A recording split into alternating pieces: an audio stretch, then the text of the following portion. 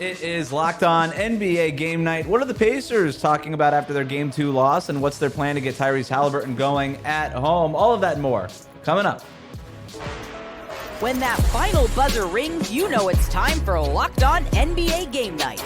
All the post-game reactions to every game across the league, every single night, with insights only the hosts at Locked On can provide. It's the true NBA fans' one stop for all the action.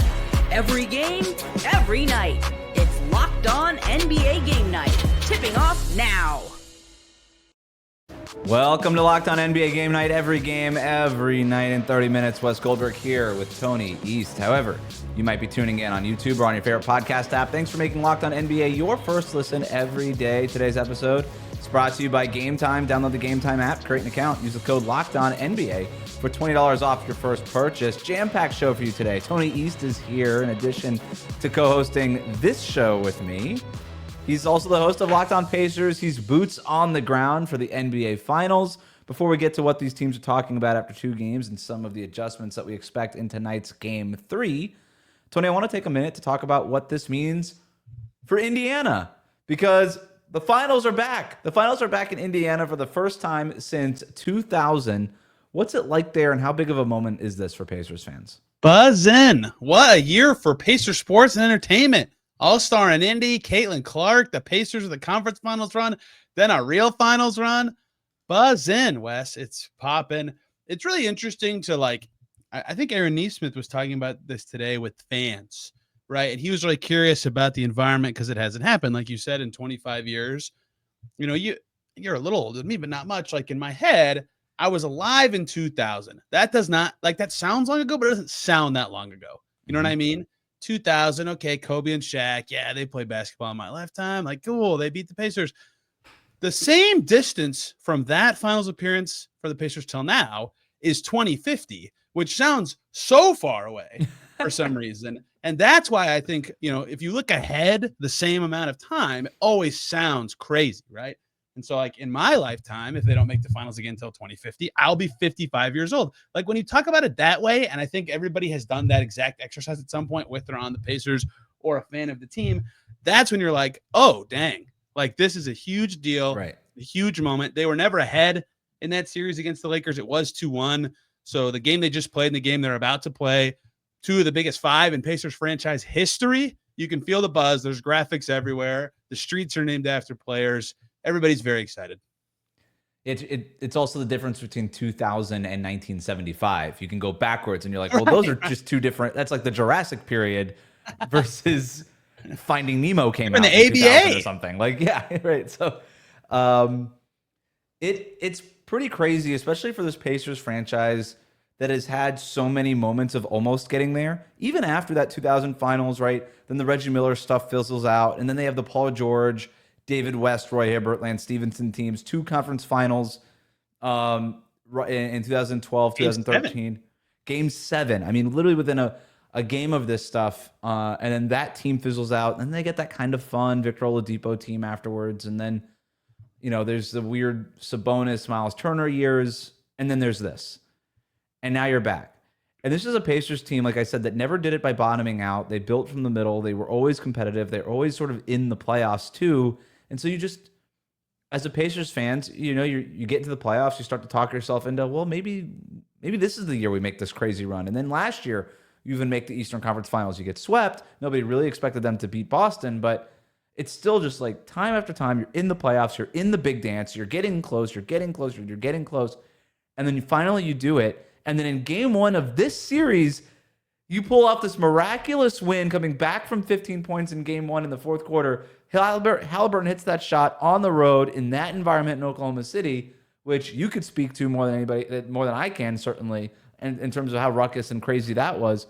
But you already mentioned this, but now you come back where in 2000, you were down to the Lakers 0-2, crazy Kobe Shaq team, obvious underdog in that series. Obvious underdog in this series also, but you're at least coming back with the series split 1-1. And I am just so intrigued by how this Indiana crowd is going to respond, because that Oklahoma City crowd was crazy. They were awesome. They haven't been back since 2012, and we just established how much of a longer period this has been for the Pacers and how long this fan base has been waiting for it. Yeah, the OKC crowd gave out these clappers. I don't know how well they came through on the broadcast, but they would like smack their hand with everybody knows what a clapper is, I hope. You smack your hand with them, it's super loud. And that's on top of already being like a very good fan base in general. That's the only pro team there. They were fired up. I would say top 3 environments I've been at in this playoffs were Pacers Cavs game 1 in Cleveland. This is not in order. This is just general. Pacers Knicks game 6 in Indy, and then those Thunder games. So the Pacers have a high bar to meet. But again, it's the finals. You always wonder how, when the barrier for entry is so high with the pricing, what the fan base will be like, how amped they'll be. But a lot of people who put their money where their mouth is will, of course, want to cheer for their team. And the other part of it is that's good for a split is, look, even if the Thunder are just run them over, like a 1-1 series, obviously the fans have a lot to cheer for. It's still competitive. Even a 2-1 series, the fans who show up have a lot to cheer for. It's still competitive. There'll be no 3-0, like, yay, I'm at a finals game, we have no chance stuff going on, which is great for fans too. So big buzz moment for Indy for the fans in that way. And if they win either of them, I mean, then you're at a win 2 out of 3. Like, that's your best shot at a title ever in franchise history. Even if the Thunder are that good, heck, right now at 1-1, win 3 out of 5 is the best chance at a title in franchise history, right? So yes, the Thunder are on paper better, but I think everybody realizes, especially after that Haliburton shot, what's at stake and what they could do. And it's going to be crazy for the city, a basketball state, having this kind of chance. So Tyrese Haliburton was only 3 months old when the Pacers last played their first finals game. When he's asked about it, does it feel like Haliburton, the players and the coaches and people with the Pacers that you're talking to, do they kind of understand the gravity of the moment? Or are they even willing to go there, considering that, you know, they have a basketball game to play? Yeah, exactly. That Rick Carlisle does a very good job of keeping everybody like, here's the next thing. We're focused on that thing, which in that right now is game 3. He does not want to look back. He doesn't want to look around any direction. He's not looking any directions except for straight ahead, which is ironic because he has been in 6 finals now. 2 head coach, 3 player, 1 assistant, I think, is his spread of 6. As the Heat know, you cover them. And this is like a very similar vibe to his last one with the Mavs, of like dominant opponent team on paper that they have to vanquish, right? And so he knows what this takes and what it's about. And so he has kind of talked about that. And Haliburton's talked about, listening to that sort of advice. But I think for a lot of Pacers players, this is pretty new. So they've kind of relied on the voice of Pascal Siakam and the voice of Thomas Bryant. They're 2 champions. And Aaron Nesmith's played the finals before with the Celtics. Shout out to Thomas Bryant. Yes. 1 appearance for the Nuggets in their 2022 championship. Thomas Bryant, all he does when he's not playing for Miami over the last 3 years is go to the finals. He went to the finals with Denver in 2023, played for the Heat for 2 years, and now he's back in the finals with the Pacers. Elite teammate. That dude is super fun to see. I love his karate chopping kung fu thing on the sideline when things are happening. So to answer your question directly instead of talking in circles about other people, Haliburton directly has not been like, this is the biggest deal, this is so crazy. But like, everybody's talked about the moment and recognizing what this is and what their chance is. And, for a guy who within the year has had like a gold medal and an All-NBA, but also like the low moment of like, hey, what? I suck right now. Like, I actually suck. It's been very interesting to see him kind of take in the like, okay, I'm the guy on a good team, and here we are with a shot. Can you tell me a little bit more before we get out of this subject?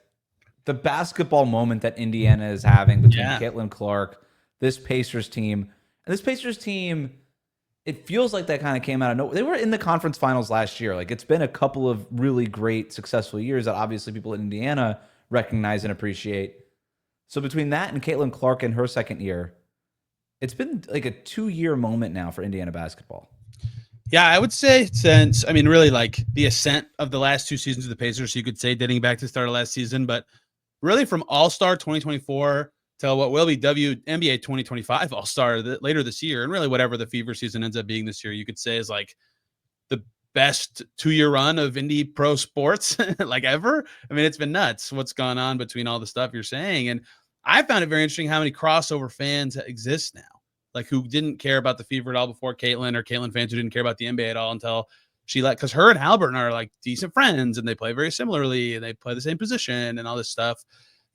Like her boyfriend, Connor McCaffrey, was an assistant with the Pacers last year. He works for Butler now, right? So there's a lot of like actual overlap between the teams. They share an arena. Like it's been very buzzy. It's very cool. I feel bad for all the staff. People have to turn over all the stuff in the arena to make it look fevery for one night and then Pacers do the next because they're overlapping so much recently. But yeah, it's quite the moment. And now it's the finals, which is absolutely huge. I wonder how many of the Fever will be there tomorrow, considering they play a game in Atlanta tonight. But that's what it is right now. It's crazy. We are going to talk about the finals. Specifically, we're going to talk about what the players are talking about when they talk about the finals, and we'll do that after this.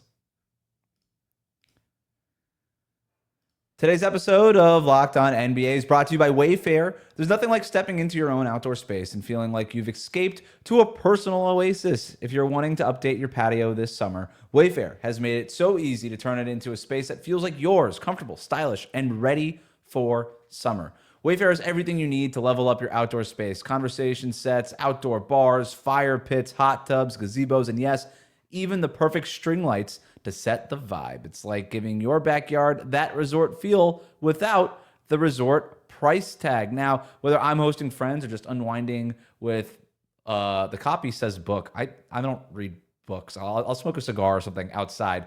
Whatever I do with my Wayfair furniture outside, it feels genuinely like my own private retreat. I cannot explain enough how great it is to have your little space out there. So don't wait. Make your outdoor space your dream oasis today with Wayfair. Enjoy it all summer long. Head to wayfair.com right now to shop a huge outdoor selection. That's Wayfair, WAYFAIR.com. Wayfair, every style, every home. Back here with Locked On NBA Game Night, the Pacers and the Thunder held their media availabilities on Tuesday. We'll talk about the Thunder part of things here in a second, but let's start with the Indiana Pacers. Tony, you were there. What's the main theme that you picked up on from the coaches and the players you spoke to? What was the thing that they kept talking about? Well, the thing the media were talking about was, hey, Tyrese Haliburton, you were limping a bit there, champ. You good? We can see him practice.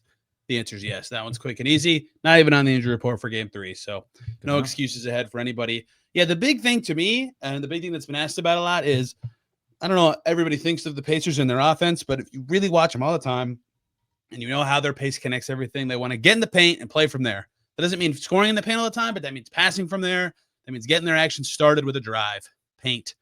34 points in the paint in game 1 for the Pacers, 34 points in the paint in game 2 for the Pacers. That would be their second lowest in the regular season and playoffs. They have been terrible at playing their way in that way. Now, the Thunder are awesome at cutting that exact thing off. That's what they hope to do with their awesome individual defenders. They have an endless supply. They have a factory of this thing in OKC where they're just like, yep, another one. Caruso, J-Dub, everybody, come on down. Guard your yard, Lou Dort. Yep, great, get out there.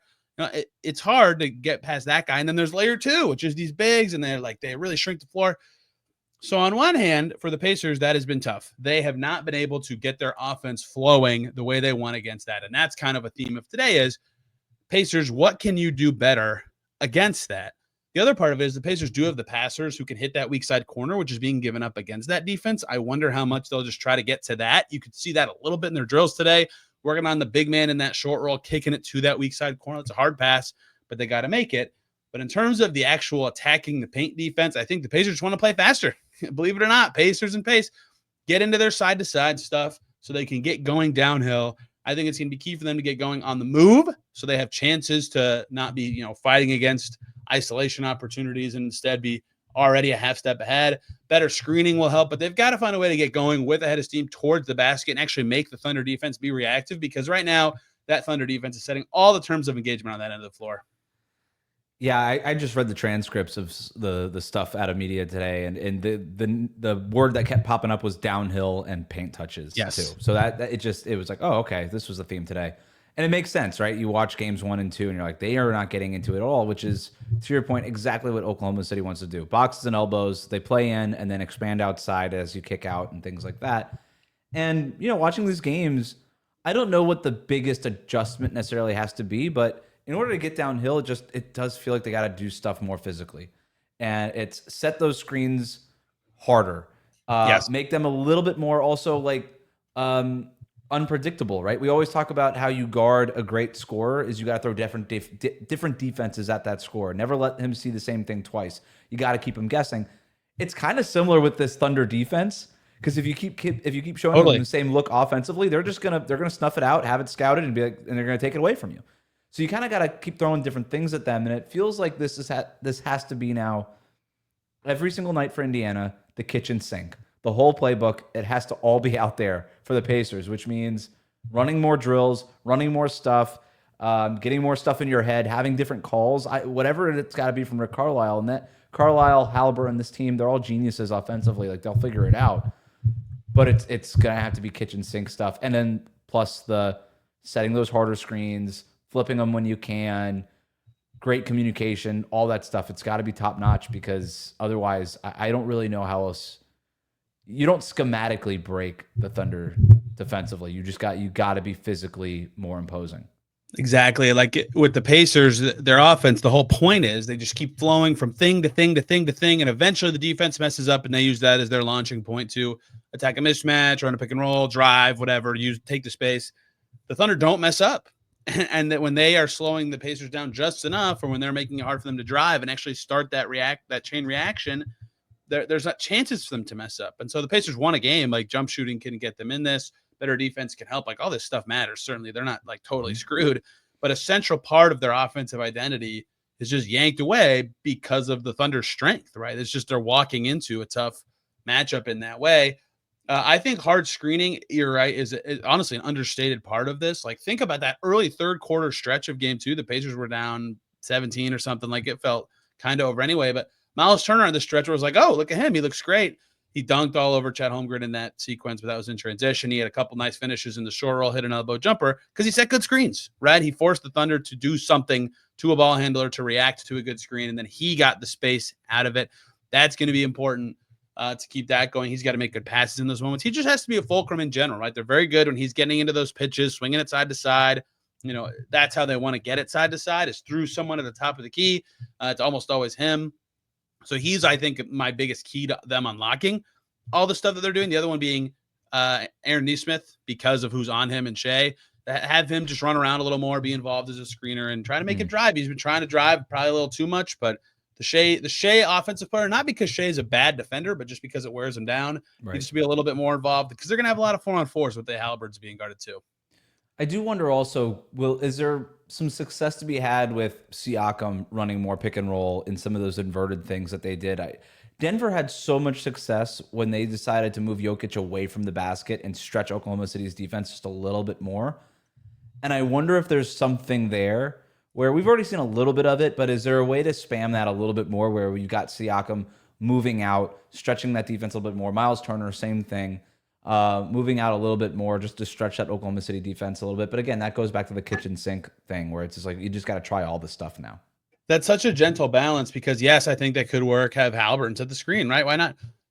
In that, a big, like one of the most bread and butter successful Pacers things in the series has been like, oh, a Smalls on Siakam. He's going to go post him up and he's going to score over whatever. Case and Wallace, name Thunder guard here. And like, think of all the players who have had decent, not good, but decent playoffs against the Thunder. Your Aaron Gordons, your bigger forwardy wings. That's what Siakam is. So you want to use him like that. Obi Toppin had a nice start to this series, albeit a lot because of his shooting, because of his size like that. Like the Thunder don't have a 4-man that you're like, that's a 4. That's clearly a 4. So it's going to be a hard balance for Siakam of doing that, getting those seals, fighting like crazy, and also, all right, pop out, run the pick and roll. Like you heard Tyrese Haliburton in that mic'd up segment last game with Pascal being like, keep sealing. And Pascal's like, I'm trying. It's like, it's hard. It's the Thunder. But that's, I think, how they want to use him, even though I agree with you that could get them something and force the Thunder to big, small switch in a way that is a little more clear and obvious. Even though you're giving up right. Anything better than a guard just running into 4 players again.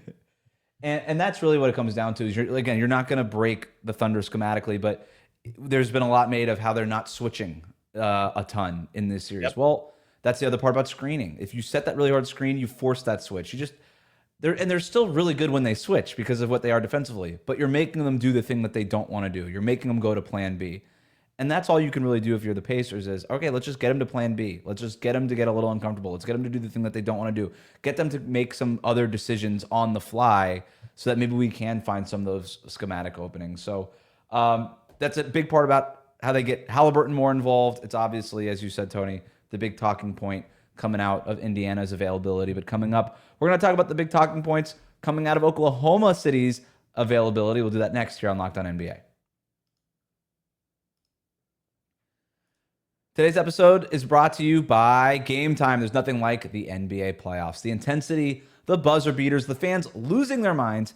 It's the kind of atmosphere you have to experience live. And this year's matchups are already delivering. If you want in, Game Time makes it fast and easy to get seats, even for the biggest playoff games. Prices on the app actually drop closer to tip-off. And with killer last-minute deals, panoramic seat views, and no surprise fees, Game Time is a total game changer. I love that I could see my exact view from my seat before I buy without any surprises. The app makes it ridiculously simple. 2 taps and I'm out of there. And with the Game Time guarantee, you know that you're getting the best deal. If you find a better price in the same row and section, they'll credit you 110% of the difference. The NFL schedule release just happened. It just dropped, and you better believe I'm already looking at my fall calendar and picking which games that I'm going to hit. Game Time makes scoring NFL tickets just as easy. You'll find great seats as low as $100 thanks to exclusive discounts. And with Game Time guarantee, your tickets are 100% authentic. If you've never used Game Time to grab NFL seats, now's the time. It's seriously a game day upgrade. Take the guesswork out of buying tickets with Game Time. Download the Game Time app, create an account, use the code LOCKEDONNBA for $20 off your first purchase. Terms apply. Again, create an account, redeem the code LOCKEDONNBA, LOCKEDON-NBA for $20 off. Download the Game Time app today. Last minute tickets, lowest price guaranteed. Back here with Locked On NBA. Let's talk about the Thunder. The series is tied 1-1, but they've also led for, 99% of the series so far. Tony, were you able to pick up on their confidence level, how they're feeling going into their first finals game on the road? Yeah, they seem very confident. I don't even mean to say that to say they're not confident all the time, but I mean they're really good. And a lot of we're in Indy, so more of the media shift is a part of this too. Where in Oklahoma it's more Thunder media and vice versa. But they were getting asked more about the Pacers, but I think they've kind of realized that a lot of their stuff to clean up is very much smaller minutia, and the Pacers stuff is big, they're taking away your entire identity as a team. Like the Thunder, it's hey, you're getting steals, but you can't actually score on these fast breaks. Or hey, you're finishing in the paint hasn't been quite the level it can be. A lot of stuff that they feel can just straight up be better just by playing better. So they do seem very confident, and I can't quite tell if that's the nature of who's here asking the questions about it or not. But even after game 1, they lost this heartbreaking, massive NBA Finals game. And I thought Howard Beck of the Ringer said it perfectly. They just kind of talked it was yep, 5th game of a road trip in January. Shucks, we'll get him next time. We know we can. And lo and behold, they did. They've done a good job of not looking like this moment is a moment. And in some ways, that's how's that going to matter if it becomes a bigger moment with a game 5, 6, or 7? On the other hand, it's this is what they do. And they just keep buzzing right through everybody. Other than answering questions about Bruce Lee quotes, what have the Thunder been asked the most about, and what's sort of the biggest? Is there a theme that's sort of coming out of those availabilities? Transition play for them. I hinted at this, but both games they're getting decent to good steal numbers, but their actual transition points, their points off turnover numbers, good because they can score in the half court, but their actual transition points number isn't that high. The Pacers have done a good job getting back in those moments, but it just feels like that's such a low-hanging fruit thing for the Thunder of we got the steal, push, go, score, especially because you and I have been on this since the Memphis series. Their half-court offense is good, but it's not so awesome, right? It's probably their weakest thing, air quotes, of just a generic team-wide thing to look at, right? So they've been really focused on trying to get that kind of sorted out, for lack of a better term, because they force a gazillion steals all the time. They're an amazing team at doing that. Every team's oh crap, we're turning it over too much, we got to fix that, and then they just can't because it's the Thunder and that's what they do. So I think that's kind of their focus, is capitalizing more on that and continue to do what they do. They got Chet going in the 5 out. Their bench was better, which is crazy because the Pacers bench has been the big part of their identity, and here they go. Yeah, I don't know that that transition thing is going to change dramatically. We might get a one-off game from either Indiana or Oklahoma City. Both of these defenses are elite transition defenses, and so and both teams do such a great job of controlling the controllables. And for the record, I don't think the Pacers have played their best game. I also don't think they've been awful in this series. I think the Thunder have just been, really good for most of it. I think the Pacers would tell you that they've played bad or not to their level in both games too.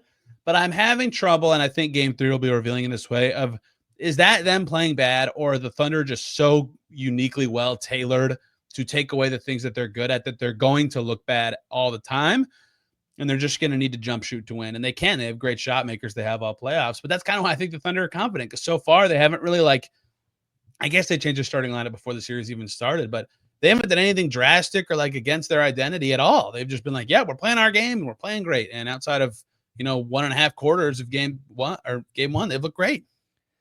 They did adjust their rotation, their starting lineup going into game 1. They lost that game. They made the rotation adjustments going into game 2 of more time with the two bigs on the floor. It wasn't a ton, but a little bit more. It didn't really matter that much to me, though. No, I agree with you. But they did make that change. This is the first time it feels like Indiana is being, not to say that Rick Carlisle has not made adjustments. He obviously has made adjustments going game plan for game 1, adjustments going to game 2. But it's the first time where it's okay, well, you won game 1, you lost game 2, now you got game 3 at home.